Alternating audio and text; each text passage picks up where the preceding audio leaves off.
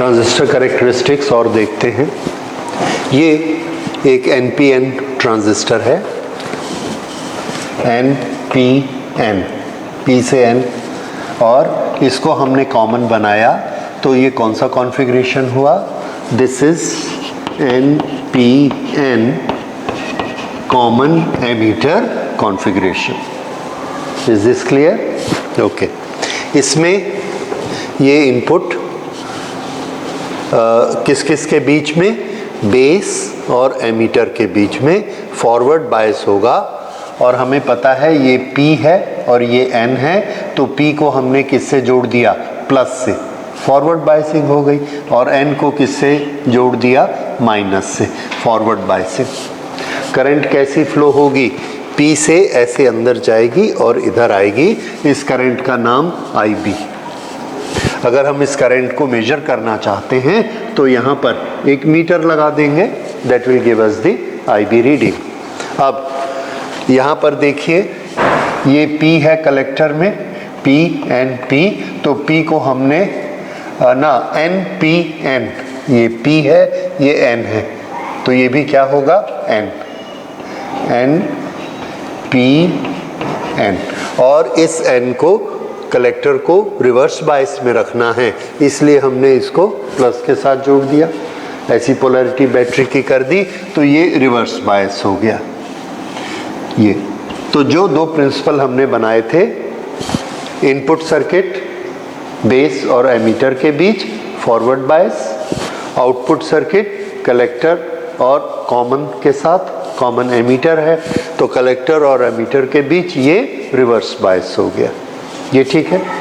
अब अगर हम इसको ब्लॉक लेवल पर सोचें कि जो हमने बेस, एमीटर और कलेक्टर बनाया था, वहाँ पर ये वाला सर्किट कैसे बनता है?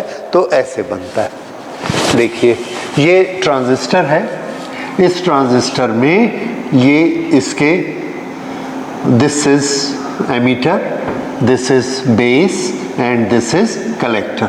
ये इतना एमीटर है, ये बेस है और ये कलेक्टर है। एमीटर और कलेक्टर दोनों क्या है? एन टाइप, तो इनमें इलेक्ट्रॉन ज़्यादा हैं और माइनॉरिटी होल्स हैं। इसके पास भी इलेक्ट्रॉन ज़्यादा हैं, माइनॉरिटी होल्स हैं। बेस P टाइप है तो इसके पास ये होल्स हैं, मेजॉरिटी चार्ज कैरियर, और थोड़े से इलेक्ट्रॉन हैं इसके पास, majority charge carrier. As such इसका कंसंट्रेशन बहुत कम होता है। ये रिवर्स बायस में है कलेक्टर, चूँकि ये रिवर्स बायस में है, इसके साथ ये प्लस लगा हुआ है, तो यहाँ पर एक चौड़ी डिप्लीशन लेयर बनती है और एक पोटेंशियल बैरियर खड़ा हो जाता है। और हम ये स्टडी कर चुके हैं कि रिवर्स बायस में पोटेंशियल बैरियर में पॉजिटिव किधर बनता है? आंसर है N की साइड पे बनता है। तो ये डिप्लीशन लेयर में ये प्लस और ये माइनस, ये हो गया इसमें इलेक्ट्रिक फील्ड। इस तरह से बनता है इलेक्ट्रिक फील्ड। ओके, ये इलेक्ट्रिक फील्ड किसको डिसअलाउ करता है और किसको अलाउ करता है? तो आंसर है यहाँ से ये इस डायरेक्शन में होल्स को अलाउ करेगा क्योंकि ये पॉजिटिव होते हैं, और इलेक्ट्रॉन्स को डिसअलाउ करेगा क्योंकि ये निगेटिव होते हैं। तो यहाँ से माइनॉरिटी चार्ज कैरियर बड़े आराम से इधर आ सकते हैं। तो ये माइनॉरिटी के लिए कंड्यूसिव होता है। ये यहाँ आते हैं, और जब ये यहाँ आते हैं तो बेस में इनको चलने में कोई प्रॉब्लम नहीं है। क्यों? क्योंकि बेस में मेजॉरिटी चार्ज कैरियर कौन है? P, holes. तो होल ही इसको यहाँ पर आकर मिल गए, तो यहाँ पर इसको होल का कोई प्रॉब्लम नहीं होता। अब यहाँ से जब ये आता है तो इसको ये इधर क्या मिलता है? माइनस। इधर भी क्या मिलता है? माइनस। तो ये यहाँ से ये ऐसे चले, और ये बड़ी बैटरी है तो ये यहाँ से ऐसा चल के इधर आ जाता है, और इस तरह से ये अपना सर्किट ऐसा चलाता है। तो ये सर्किट किसका चल रहा है? होल्स का, जो कि माइनॉरिटी चार्ज कैरियर हैं, और इसको हम क्या कहते हैं? Reverse current. और यहाँ पर ये करंट कलेक्टर से है, इसलिए क्या कहलाएगी? IC। इसको देखिए, ये हमने E और B के बीच में लगाया है, जिसमें प्लस किसके साथ जोड़ा है, बेस के साथ, प्लस बेस के साथ जोड़ा है। और यहाँ से कौन जाएगा, तो आंसर है प्लस से, यहाँ से ये डिप्लीशन लेयर ख़त्म हो गई क्योंकि ये फॉरवर्ड बायस है, ये डिप्लीशन लेयर ख़त्म हो गई, तो यहाँ से पॉजिटिव चार्जेस ऐसा जाते हैं, ये होल्स, और ये होल ऐसा चले और यहाँ से माइनस की तरफ आ गए। ठीक है, एक्चुअल में आप जानते हैं इलेक्ट्रॉन चलते हैं, इलेक्ट्रॉन ऐसा चल रहे हैं, हम क्या कह रहे हैं, पॉजिटिव चार्जेस ऐसा चल रहे हैं, that means the same thing. तो इसको, इसमें होल का जो कंसंट्रेशन है, क्या इस कंसंट्रेशन को हम कम या ज़्यादा कर सकते हैं, आंसर है यस, इसकी करंट को हम कम ज़्यादा कर सकते हैं। अगर हम इसकी करंट को इंक्रीज कर देंगे तो क्या होगा, चार्ज कैरियर ज़्यादा जाएंगे, और चार्ज कैरियर प्लस से कौन से जाते हैं, पॉजिटिव होल्स, तो इसमें होल के नंबर इंक्रीज हो जाएंगे। ठीक है, ये तो जब हम इससे कंट्रोल करते हैं तो किसको कंट्रोल करते हैं, IB को, यानी हमारे हाथ में है कि हम IB को बढ़ा दें। ये IB यहाँ से गई और यहाँ से निकली, ये वाली IC, इसको भी हम चाहे तो कम ज़्यादा कर सकते हैं, ये यहाँ से इसके कारण कौन चलेंगे, होल्स, और ये होल यहाँ से आएंगे और यहाँ से निकलेंगे और यहाँ चले जाएंगे, ये तो ये जो इस ब्रांच की करंट है इसका नाम क्या है, IC। ये क्या है, दोनों करंट इसमें है, ये किसके कारण, IC, और ये किसके कारण, IE, पर ये वाला सेमीकंडक्टर है कौन, तो आंसर है ये सेमीकंडक्टर एमीटर है। एमीटर से ये दोनों निकलते हैं, तो ये दोनों को मिलाकर हम क्या बोलते हैं, IE, करंट फ्रॉम एमीटर। तो इक्वेशन बताइए, current from emitter is equal to IC plus IB, that's very simple. इस तरह से ये करंट इसमें फ्लो होती है, IB and IC। So IE is equal to IC plus IB। अब इसके रास्ते देख लीजिए, इसमें जो मेन बात मैं आपको एक्सप्लेन करना चाहता हूँ, कलेक्टर बहुत बड़ा है, इसके पास ये पॉजिटिव लाखों में है होल्स, ये चाहे तो अपनी करंट को बढ़ा सकता है। यहाँ पर बैटरी भी हमने बड़ी सी लगाई है, इसका पोटेंशियल पुश EMF ज़्यादा है, ये यहाँ से बहुत सारे चार्जेस को भेज सकता है, पर प्रॉब्लम यहाँ पर है, इस एरिया में, इस एरिया के पास सिर्फ थोड़े से होल्स हैं। अगर इसके पास सिर्फ 2 होल हैं, ये ऐसे, तो इसने यहाँ से 100 होल भेजे, तो ये 100 होल ऐसे करके निकलेंगे, ये 2 फिर 2 फिर 2 फिर 2, इसके 2 आफ्टर 2 आफ्टर 2 की लाइंस में निकलेंगे, तो ये इसकी करंट बनेगी। ठीक है, अब हमने क्या कर दिया, यहाँ से इसको इंक्रीज किया, ये तो फॉरवर्ड बायस है, बड़े आराम से करंट को इंक्रीज करता है, इसका कोई रेसिस्टेंस ही नहीं है, तो इसने करंट को इंक्रीज कर दिया। जब करंट इंक्रीज होती है तो चार्ज पार्टिकल इंक्रीज हो जाते हैं, because I is equal to NeABD, ये नंबर ऑफ चार्ज पार्टिकल्स। तो जब हमने इसको इंक्रीज किया तो ये जो 2 थे उसकी जगह 4 हो गए, 1 2 3 4, ये करंट इंक्रीज हो गई। किसको इंक्रीज किया हमने, IB को। जैसे ये 4 इंक्रीज होते हैं तो ये तो 100s हैं, तो ये इसके पीछे पीछे, हमको मालूम है कि होल किस तरह से आगे बढ़ते हैं, होल में इलेक्ट्रॉन जंप कर करके आगे बढ़ाते हैं। पहले कितनी लाइन में जंप कर रहे थे, 2 में, अब कितने में जंप करेंगे, 4 में, तो करंट ज़्यादा बढ़ गई। सो अब ये इस तरह से आगे बढ़ने शुरू हो गए, and we find that current has increased, और इस करंट का नाम क्या है, IC। तो जब हम IB, ये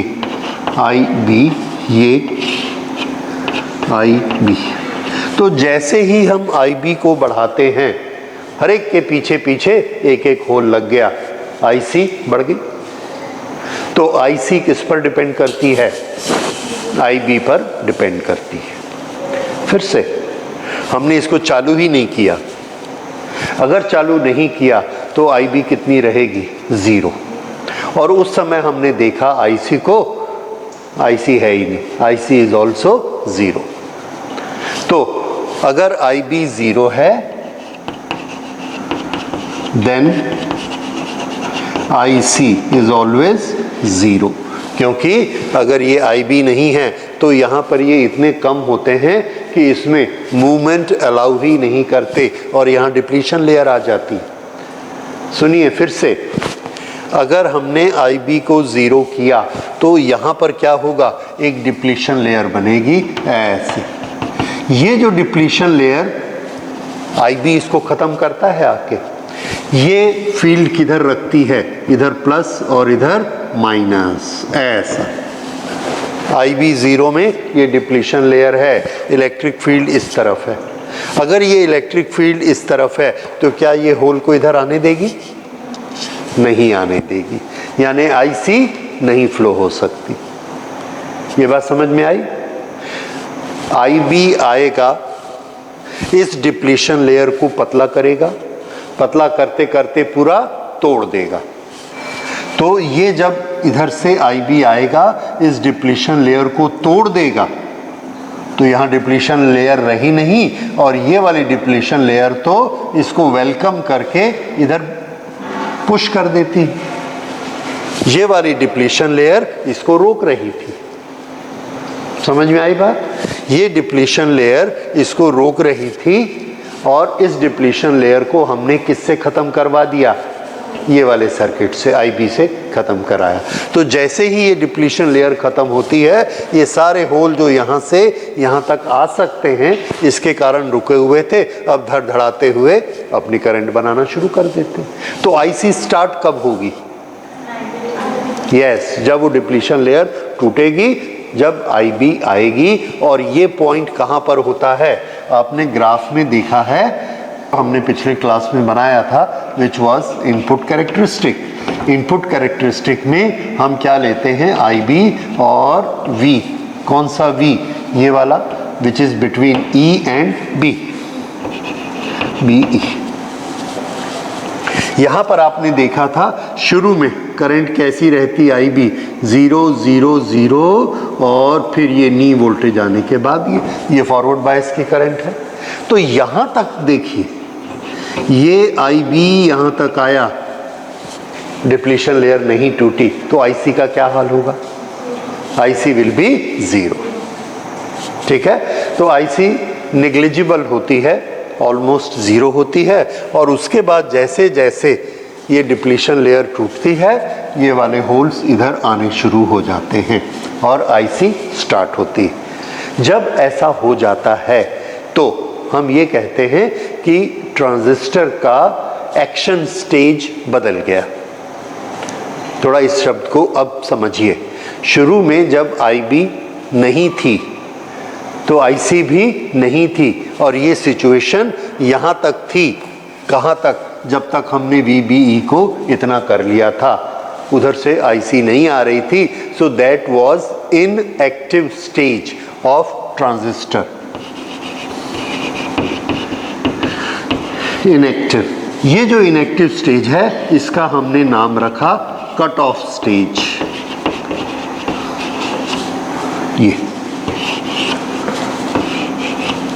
ये ट्रांजिस्टर की कौन सी स्टेज है? Cut off stage. तो कट ऑफ स्टेज कब होती है? जब IB की वैल्यू 0 होती है और इनपुट वोल्टेज VB 0 से शुरू होके कहाँ तक पहुँचता है? कट ऑन वोल्टेज तक पहुँचता है, नी वोल्टेज तक पहुँचता है। तब तक ट्रांजिस्टर किस स्टेज में रहेगा? कट ऑफ स्टेज में रहेगा। समझ आ गया? इनएक्टिव स्टेज में हो गया। अब इसके बाद हमने VBE को और बढ़ाया, ये VBE को बढ़ाया, और VBE को बढ़ाने से ये करंट बढ़ने लगी। करंट जैसे ही बढ़ती है इसके पास चार्ज पार्टिकल आ गए, ये वाली डिप्लीशन लेयर खत्म हो गई तो ये वाले चलने शुरू हो गए, इनका रास्ता खुल गया। तो ट्रांजिस्टर में रास्ता कब खुलता है? जब ये वाली डिप्लीशन लेयर खत्म हो जाती है, तब ये रास्ता खुला और ये अपना इधर से आराम से चलने शुरू हो गए। अब क्या होता है, जैसे जैसे हम इसकी कंडक्टिविटी इंक्रीज करते हैं वैसे वैसे आईसी भी इंक्रीज होता जाता है। So IC increase with IB. IB increase करिए, आईसी इंक्रीज होता जाएगा। ये वाली जो स्टेज है this is known as active stage.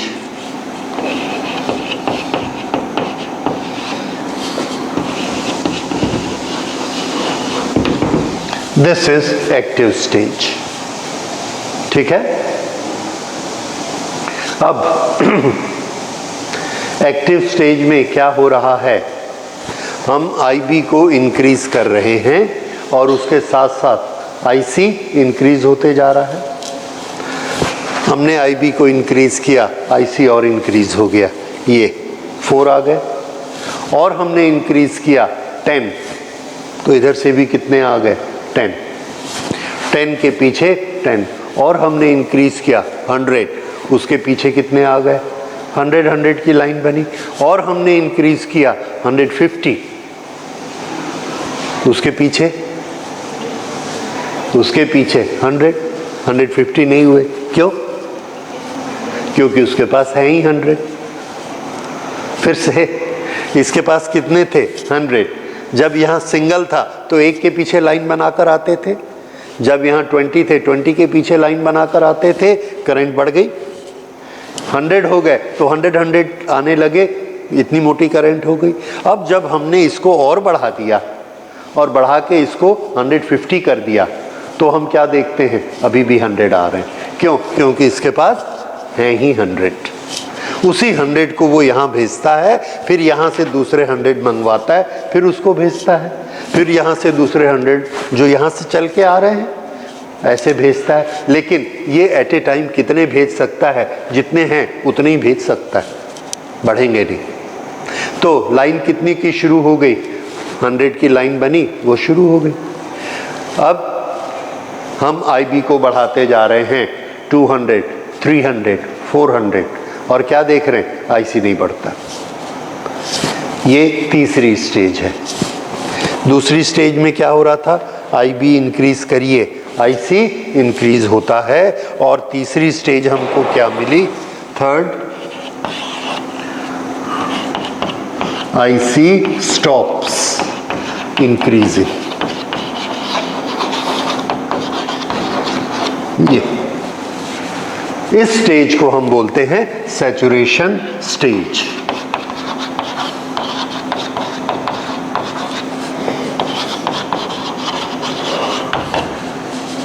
So when we increase current in transistor IB, which is input, then there are 3 stages of the transistor.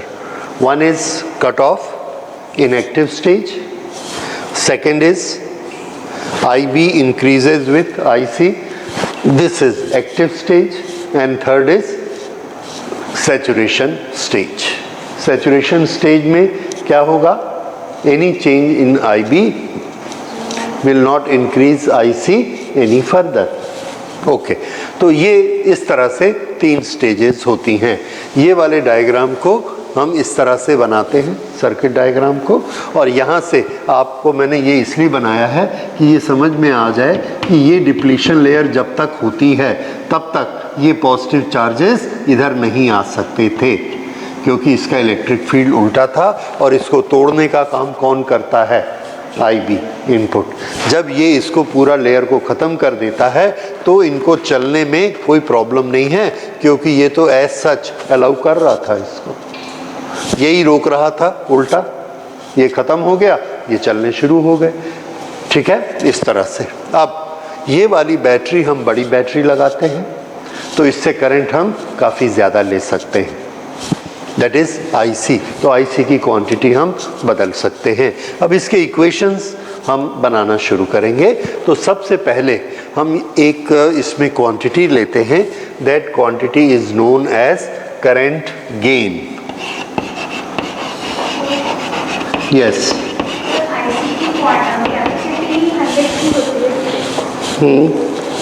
हाँ, क्योंकि IC किससे बनता है? माइनॉरिटी चार्ज कैरियर से। और माइनॉरिटी चार्ज कैरियर कैसे होते हैं? नंबर्स में बहुत कम होते हैं। तो 100 मैंने एग्जांपल दिया है, इट इज़ नॉट कि वो 100 हैं, वो 1000 भी हो सकते हैं। 1000 कब होंगे? जब यहाँ के majority charge career electron millions में होंगे, तो ये 1000 में होंगे। और अगर ये ट्रिलियंस में होंगे तो हो सकता है ये मिलियन में होंगे। पर उनकी क्वांटिटी कैसी है? बहुत कम, क्योंकि वो कौन है? माइनॉरिटी। ठीक है। और चूंकि वो माइनॉरिटी हैं, इसलिए बड़ी जल्दी वो सैचुरेट हो जाते हैं। थोड़ी सी तो क्वांटिटी है उनकी, समझ में आया? इसीलिए उसमें सैचुरेशन आ जाता है। Is it clear? और इसमें सैचुरेशन नहीं आ सकता क्योंकि ये क्या है? Majority charge career. तो ये थोड़ा सा इंक्रीज करने से ही बहुत बढ़ जाते हैं, और मेजॉरिटी यहाँ मिलियंस में है। ओके, तो अब हम आते हैं करंट गेन। करंट गेन एक रेशियो है जो हमको ये बताता है कि कितना IC हमको मिलेगा जब हम IB देते हैं एक्टिव स्टेज में। इन active stage the ratio output I output divided by I input, this is current gain, और इसको हम लिखते हैं बीटा। ये स्टेज कौन सी है? एक्टिव।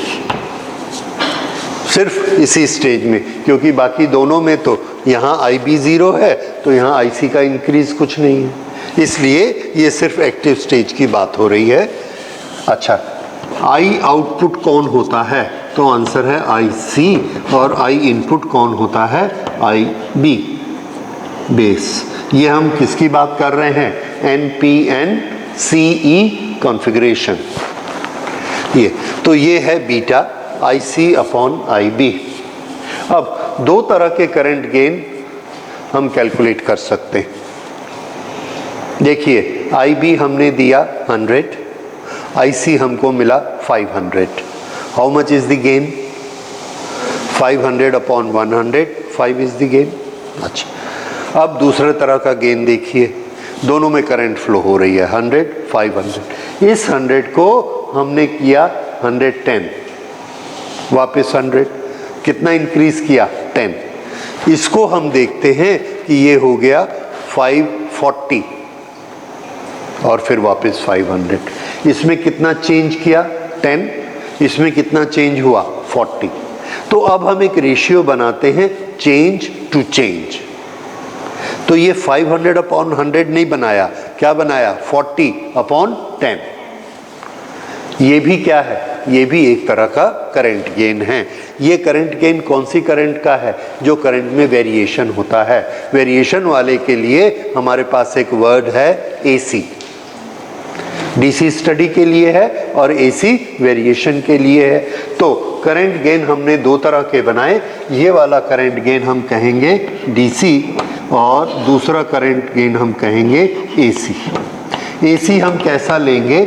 इसमें जो चेंजेस होते हैं, delta IC divided by delta IB, that is variation in output current divided by variation in base current. ये ठीक है। ये इस तरह से ये हमारे दो डेफिनेशन हमने बनाए, बीटा DC और बीटा AC। ओके, तो बीटा AC की वैल्यू काफ़ी ज़्यादा हो सकती है। इसके हम थोड़े से चेंजेस करेंगे इनपुट के, और इसके चेंजेस ज़्यादा हो सकते हैं। डिपेंड्स अपॉन कि वहाँ पर हमने कितनी बड़ी बैटरी लगाई है। ये वाली, ये रेसिस्टेंस कैसा है इस पर डिपेंड करता है कि बीटा AC कितना होगा। बीटा तो इसका जो फंडामेंटल इक्वेशन है वो आपको मालूम है, जो हमने यहाँ पर बनाया, that is I emitter is equal to I collector plus I base. तो कलेक्टर की करंट हमेशा इससे कम होगी, राइट? अच्छा, अब हाँ, हम रेशियो इन दोनों का ले रहे हैं। अगर करंट टू करंट रेशियो लेंगे उसको DC कहेंगे, और अगर चेंज टू चेंज रेशियो लेंगे तो इसको AC कहेंगे। This is known as current gain. अब आप यहाँ देख रहे हैं कि यहाँ पर जब हमने थोड़ा सा चेंज किया, इसमें कितना चेंज किया, 2 to 4 ऐसा चेंज किया तो IC में भी चेंज हो गया। अब अगर हमने बेस करंट में 2 माइक्रो एम्पियर था, इसको ज़रा ध्यान से समझिए, 2 माइक्रो एम्पियर, उसको कर दिया 4 micro ampere, micro 10 to the power -6, 2 to 4, तो कितना चेंज किया, 2 माइक्रो एम्पियर का। लेकिन परसेंटेज में बताइए, 2 से 4 हो गया, कितना परसेंट चेंज हुआ, 100%। 2 से 4 हो गया ना, पहले कितनी करंट थी, 2 माइक्रो एम्पियर, 100% बढ़ा दो, कितनी हो जाएगी, 4 माइक्रो एम्पियर। तो कितने परसेंट चेंज हुआ, 4 जब हमने किया तो 100% इंक्रीज हो गया। पहले जब हमने इसको 2 माइक्रो एम्पियर रखा था तो इधर से जो IC आ रही थी, ये IC, ये वाली आ रही थी 2 मिली एम्पियर। मिली क्या होता है, ओके, मिली को छोड़िए। जब हम इसको 2 माइक्रो एम्पियर दे रहे थे, 2 माइक्रो एम्पियर, तो ये बड़ी बैटरी के कारण ये आ रही थी 20 माइक्रो एम्पियर। ये 2 और ये कितनी, 20, इससे 10 टाइम्स ज़्यादा थी। अब इस 2 को हमने कर दिया 4, कितना बढ़ाया, 2, लेकिन परसेंटेज में कितना बढ़ा, 100% बढ़ गया ना, डबल हो गया। तो ये जो यहाँ से 20 आ रही थी, ये कितनी हो जाएगी, 100% बढ़ गई, तो ये 20 कितनी हो गई, 40। फिर से देखिए, ये जब पहले IB 2 माइक्रो एम्पियर थी तो IC 20 थी, because this is a large battery, ठीक है, ओके। अब हमने इसको 4 कर दिया, डबल, तो ये कितनी हो जाएगी, 40। अब एब्सोल्यूट टर्म्स में देखिए, ये कितने माइक्रो एम्पियर इंक्रीज हुई, 2, ये कितने माइक्रो एम्पियर इंक्रीज हुई, IC का चेंज डिवाइडेड बाय IB का चेंज करके देखिए कितना हुआ, 20 टाइम्स। इसमें हमने कितना इंक्रीज किया, 2, इसमें कितना इंक्रीज हो गया, 20। तो हम अपने माइक्रोफोन में 2 का चेंज करते हैं, स्पीकर में कितना चेंज होता है, 20। ये है करंट का गेन, समझ आया? तो ये करंट गेन बनता है ट्रांजिस्टर में। तो हम आउटपुट कहाँ से लेते हैं, IC से, इनपुट कहाँ देते हैं, IB में, और ये करंट गेन हम किससे काउंट करेंगे, ये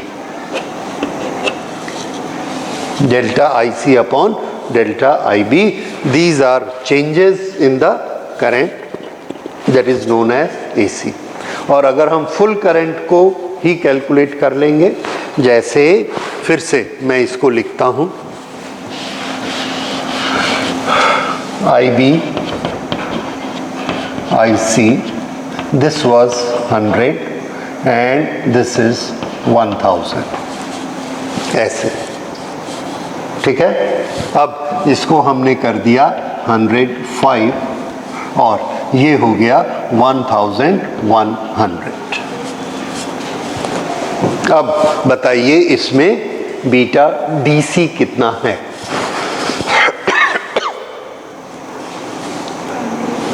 IC upon IB। Yes, this is 1000 upon 100 कितना आया 10। तो बीटा डीसी कितना है 10। अब मैंने कहा बीटा AC निकालिए। तो AC के लिए हमने क्या किया, देखो बीटा डीसी अभी आपने निकाला 1000 अपॉन 10।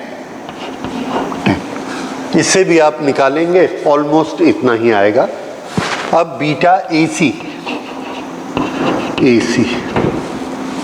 इसमें कितना चेंज हुआ, इसमें कितना चेंज हुआ, तो बीटा AC कितना होगा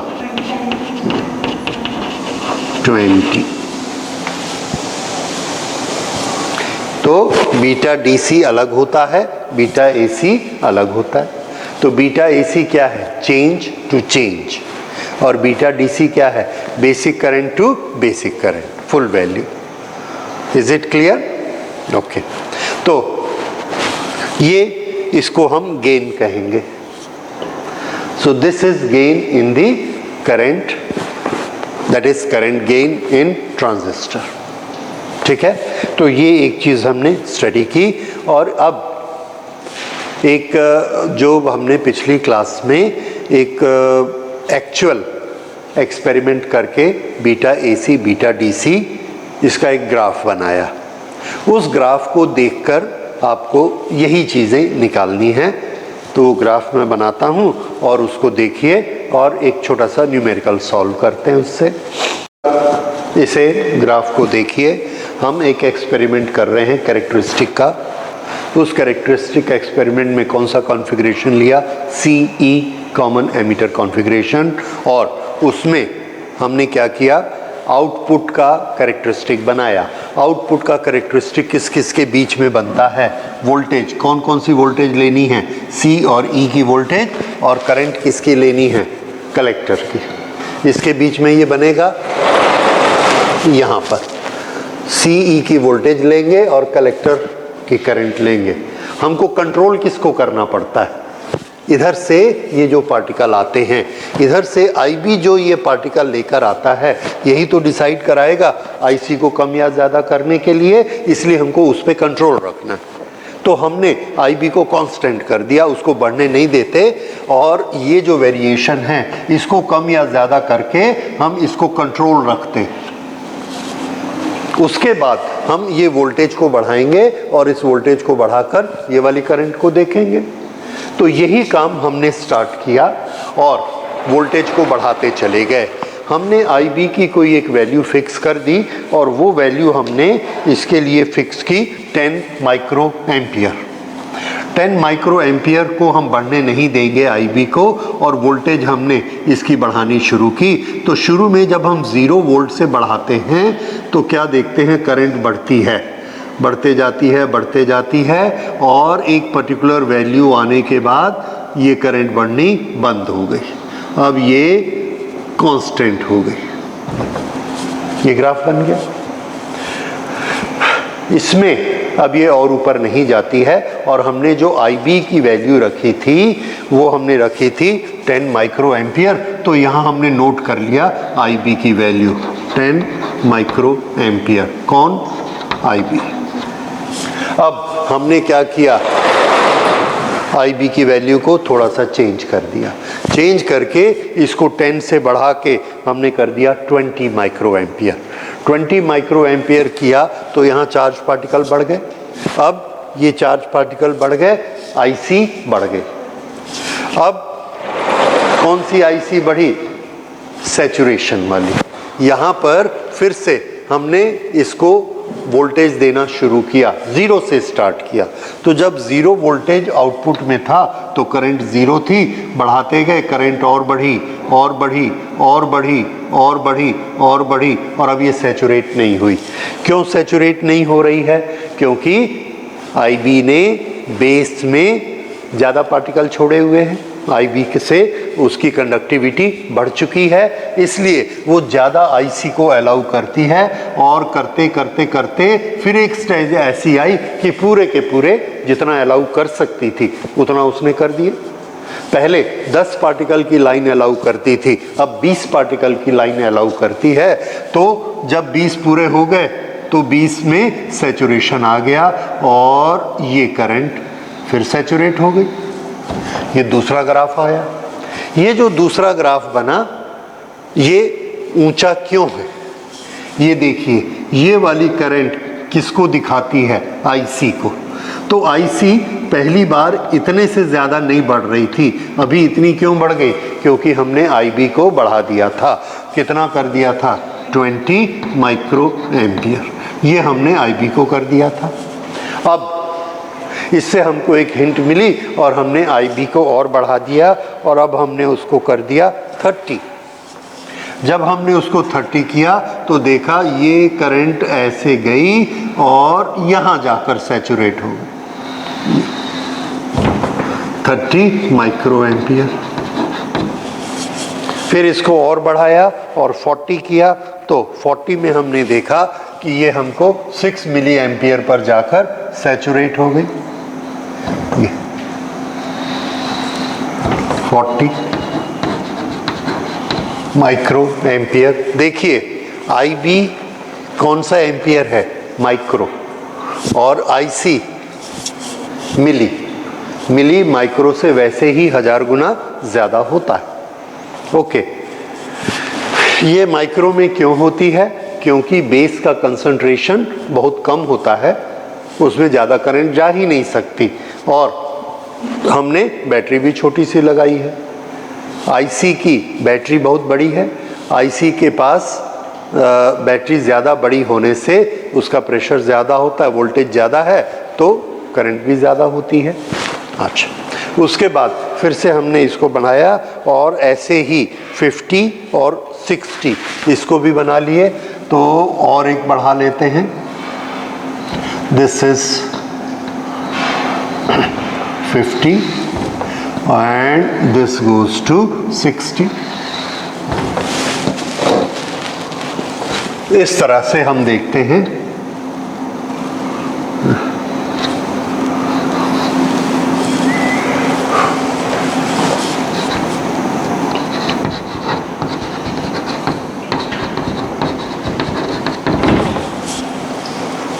ये हमने एक एक्सपेरिमेंट किया, उस एक्सपेरिमेंट में अलग अलग IB की वैल्यू दी और हमको अलग अलग IC की वैल्यू मिली। ठीक है, अब इसमें देखिए, अगर हम IB को 10 से 20 इंक्रीज करते, कितने माइक्रो एम्पियर इंक्रीज किया? 10 माइक्रो एम्पियर। तो डेल्टा IB कितना हुआ? 10 micro ampere.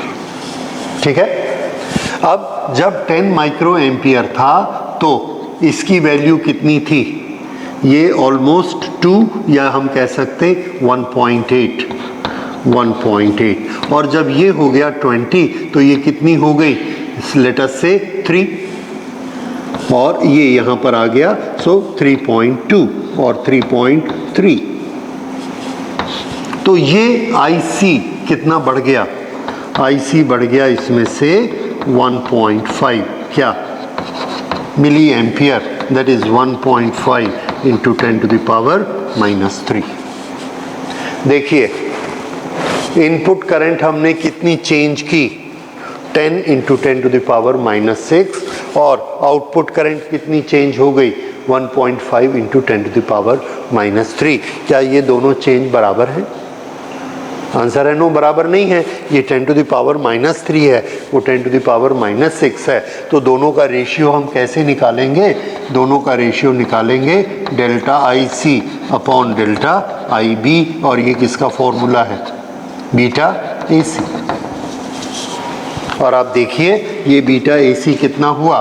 This is 1.5 into 10 to the power -3 upon delta IB 10 into 10 to the power -6। ये हो गया 10 टू द पावर -5, ऊपर चला गया -3 + 5, इज इक्वल टू +2। तो ये हुआ 150 आया, यानी हम IB में जितना चेंज करेंगे IC में कितना चेंज होगा, उससे 150 टाइम्स इतना ज़्यादा चेंज होगा। तो हम जब माइक्रोफोन में बोलेंगे हम थोड़ा सा चेंज करेंगे 1 यूनिट, स्पीकर में कितना चेंज हो जाएगा 150 यूनिट्स, इसीलिए उसकी आवाज़ लाउड आती है। ये एक बेसिक फंडामेंटल है। ओके, स्टार्ट कहाँ से हुआ, करंट गेन से। अब क्वेश्चन सुनिए, ये तो मैंने आपको एग्जांपल बताया। क्वेश्चन आपकी बुक में दिया है, from the output characteristic shown in this diagram calculate value of beta AC, calculate beta AC and beta DC and beta DC of the transistor when VCE is equal to 10 volt and IC is equal to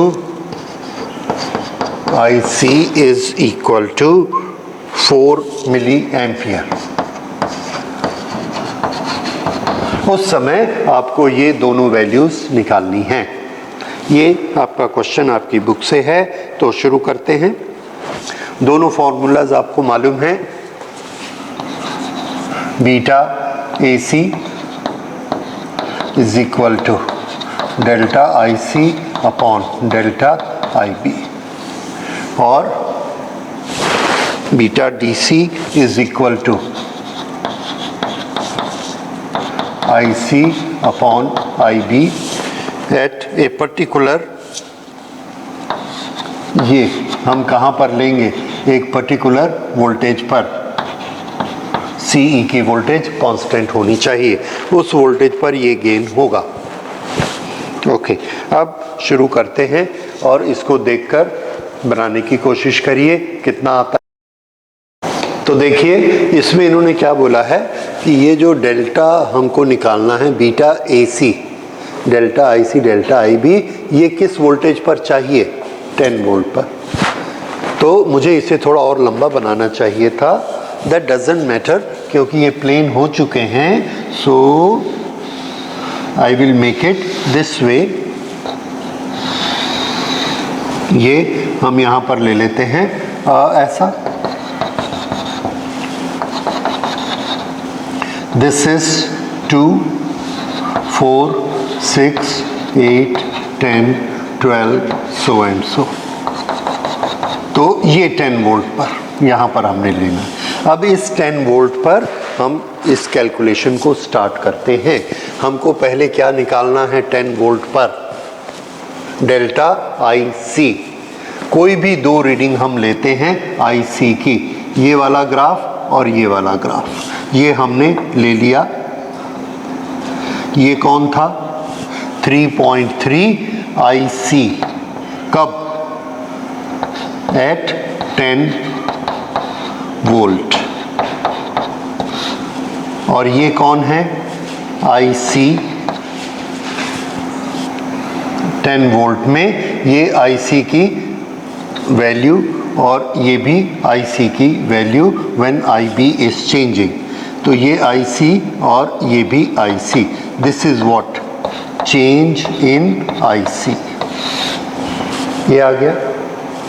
अब हमको निकालना है change in IB। तो change in IB आपने निकाला कैसे, यहाँ पे डेल्टा IB आप इस वैल्यू से निकालेंगे, इधर वाली वैल्यू से, डेल्टा IC इधर वाली वैल्यू से और डेल्टा IB इधर वाली वैल्यू से। तो ये आपने निकाला डेल्टा, ये कितना निकला, दैट वाज डेल्टा IC कितना 1.5 इंटू 1.5 कैसे निकाला,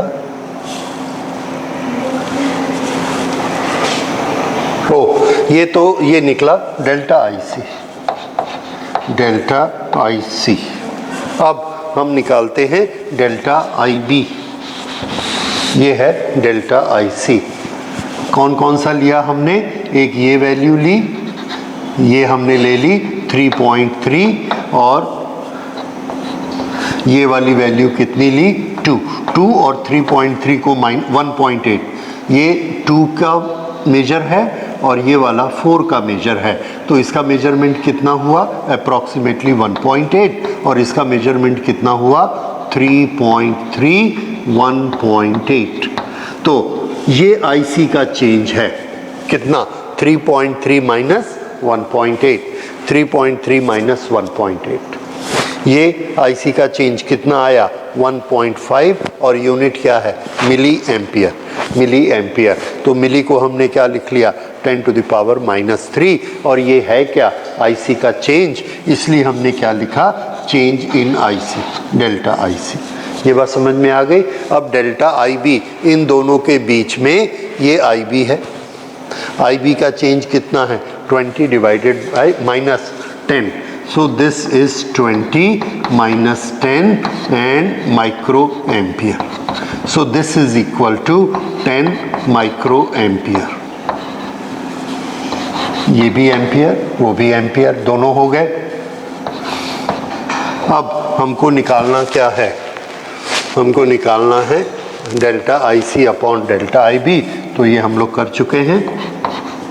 delta IC upon delta IB, this is equal to, that is 1.5 10⁻³ upon 10 into 10⁻⁻6 और इसको किया तो ये कितना आया 150। तो एम्प्लीफिकेशन एसी कितना हुआ 150। अब इसको देखते हैं आईसी अपॉन आईबी, कोई भी एक वैल्यू लीजिए जहां पर आपको पढ़ने में रीड आउट करने में आसानी हो। जैसे ये यहाँ आईसी की वैल्यू कितनी है 6, आईबी की वैल्यू कितनी है, बस यहाँ से ले लेते हैं। So IC upon IB is equal to 6 milli divided by 40 micro. Okay, तो ये करिए कितना आया 150 अगेन। तो हम क्या देखते हैं कि beta DC is approximately equal to beta AC, ये होता है। लेकिन दोनों को निकालने का तरीका आपको आया, इस तरह से अगर न्यूमेरिकल आता है तो आप सॉल्व कर सकते हैं, बीटा डीसी बीटा एसी। तो ये दोनों हमने किसके बारे में पढ़ा, करंट गेन, और ट्रांजिस्टर में इनपुट से आउटपुट करंट गेन होता है। तो इनपुट में हम करंट देते हैं माइक्रोज में और आउटपुट में हमको करंट मिलती है मिलीज में, ठीक है। There is always certain gain in that. Okay, and now we will study. एक चीज़ अभी हमने इसमें देखी है कि इसके 3 स्टेजेस होते हैं, cut off stage, active stage और सैचुरेशन स्टेज। अब नेक्स्ट हम स्टडी करेंगे कि ये तीनों स्टेज का ग्राफ कैसा होता है और तीनों स्टेज में इक्वेशन कैसे होते हैं। ओके।